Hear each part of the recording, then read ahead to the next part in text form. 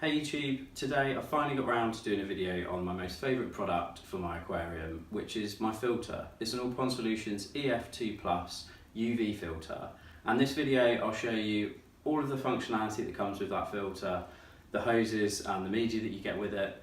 I'll walk you through how I've set it up on my aquarium to give you potentially better filtration, and then finally I was going to walk you through kind of a comparison with my old filter, which was an Eheim.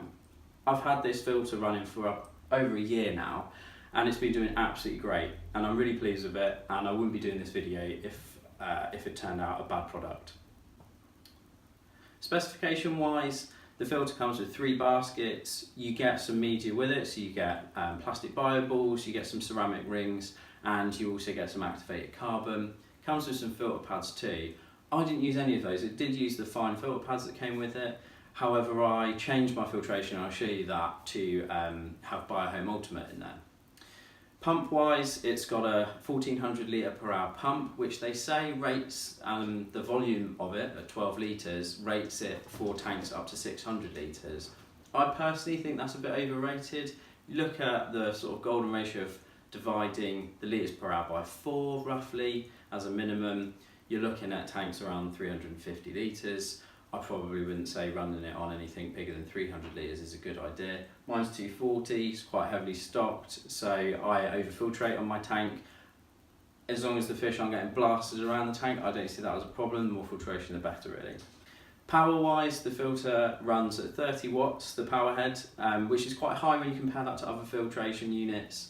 However, the lower cost purchase price of the unit, and also the added bonus of having UV built in, saving space rather than having to have an external UV system if you want to run UV, was hugely appealing for me, and that's why I thought I'd give this a try, and I haven't regretted it or looked back. The hoses that come with the tank are 1.8 metres, so it gives you plenty of space to adjust them at the back of the tank. Outside diameter is 20 millimetres, the inside is 15. They seem a good quality hose. I'm still running the Eheims on mine. You can see also the ceramic rings that they provide, and also the activated carbon, which I haven't used, and also just a sample of some of the bio balls that were also provided. You get a bunch load more than this. But overall, actually, if you were to stock this in the filter, it looks quite sparse. You could probably get away with putting a lot more in there. The quality of the intake and outlet hoses is great on this filter. They're really customizable. You can slightly change the lengths of them, you can change the direction and orientation of them. You get a good spray bar on the outlet, and then on the intake you even get a floating device which allows the surface to be skimmed as it draws in water, which is an excellent feature and actually isn't present on quite a lot of external filters. So I'm just going to give you an overview of the connectivity and how I've set up this filter now. The hoses connect like any normal external filter.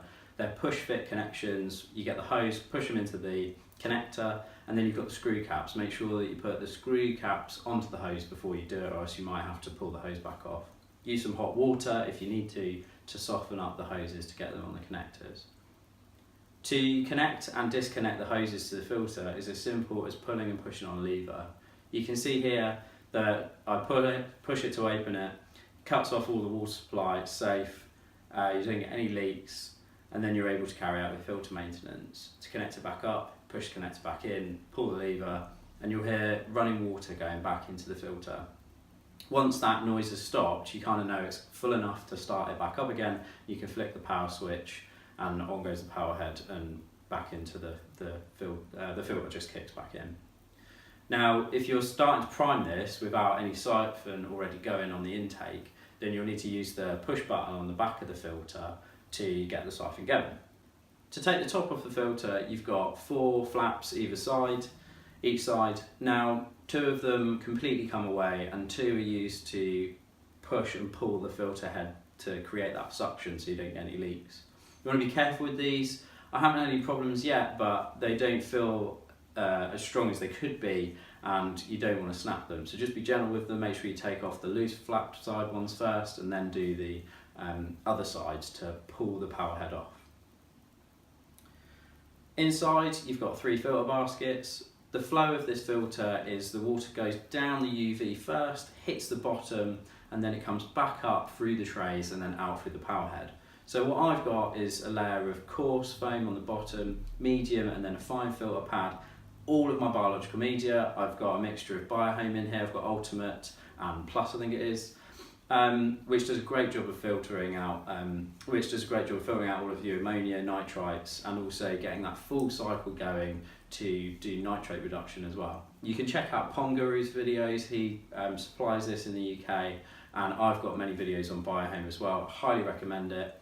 Something to invest in later on down the road if you want to get some better filtration out of your fish tank filter. So there's a UV unit on this. It's got a glass cover on it that just unscrews. You can replace the bulb by literally pulling and pushing them out. I've had to replace mine once already, it actually blew. On the top of the unit though, you can check whether or not the UV is running okay, because you can see a little purple haze coming out of the button on top of the filter. Comparing this with other filters, you can see here I've got my Eheim Professional 4 250 filter, which the Pond Solutions actually replaced. Now this is an excellent filter, the build quality is brilliant, it's whisper quiet, it's low power, it's much lower power than the Pond Solutions filter. However, which one would I choose? The EF2 Plus every day. Now realistically, this is the 250, the 350 Professional 4 is more comparable to the pump size and the larger filtration in it.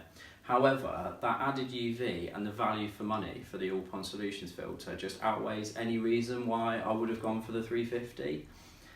UV has literally changed the clarity of the water in my aquarium. Slight hazes that I had in the evenings is completely gone. And when I do water changes, it seems to clear up the water a lot quicker. If you've got an established aquarium and you really want excellent filtration, definitely give Pond Solutions EF2s and that range a look. They are really low value, really low cost, great value, and I think you'd be really pleased with them. And I hope this helps you make that decision if you're debating which filter to buy. If you like this video, please subscribe and please like it. I'll see you on the next one. Thanks.